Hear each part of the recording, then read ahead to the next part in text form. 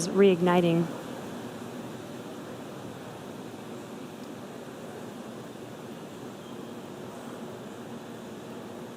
Stage 1 FTS has saved. Stage 1 entry burn has started. And there you hear that call out, as well as a visual confirmation that those engines have reignited. Vehicle continues to follow a nominal trajectory. And stage 1 entry burn shut down. And confirmation that the stage 1 entry burn is complete, as well as stage 2 still looking nominal. If you heard that call out.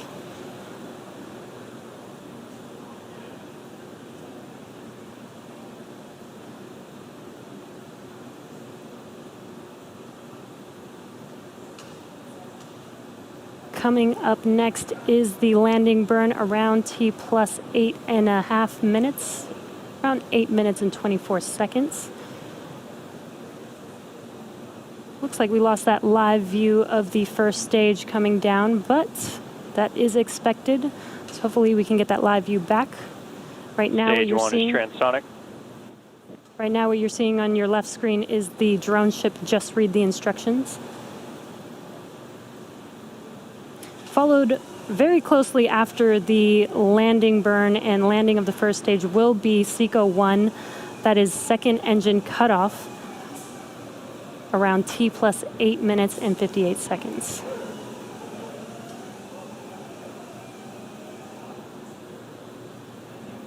Stage 1 landing burn has started. Terminal guidance.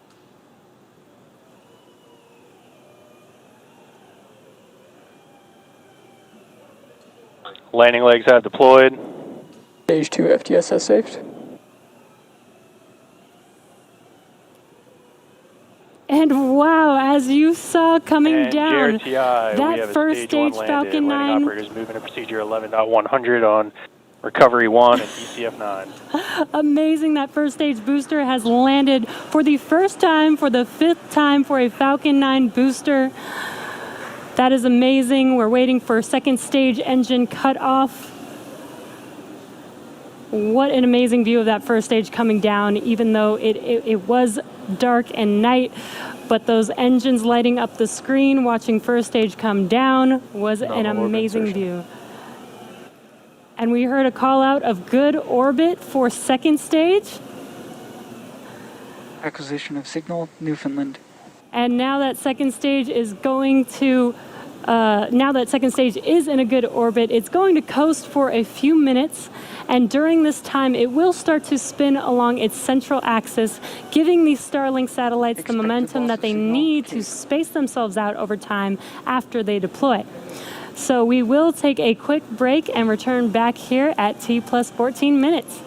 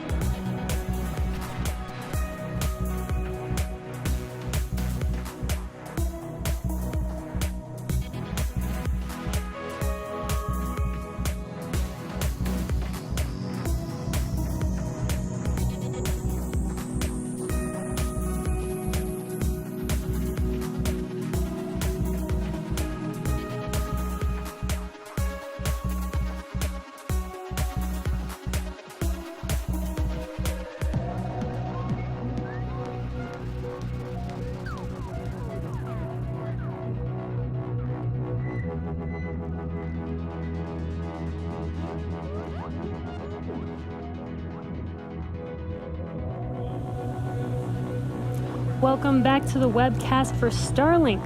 So far, we had an on-time liftoff tonight. Stage 1 successfully separated from Stage 2 and made its way back to land on our drone ship. Just read the instructions, which was the first time a booster has landed for a 5th time in SpaceX history. So very exciting.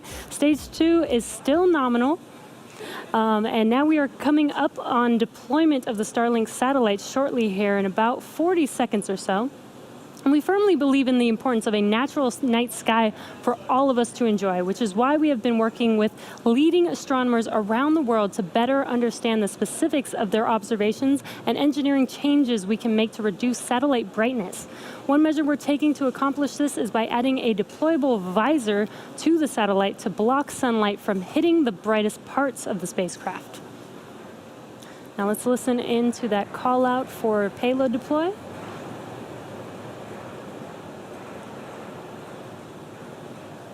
And again, the first unit with the sun visor is actually on this payload right here that you see in front of you.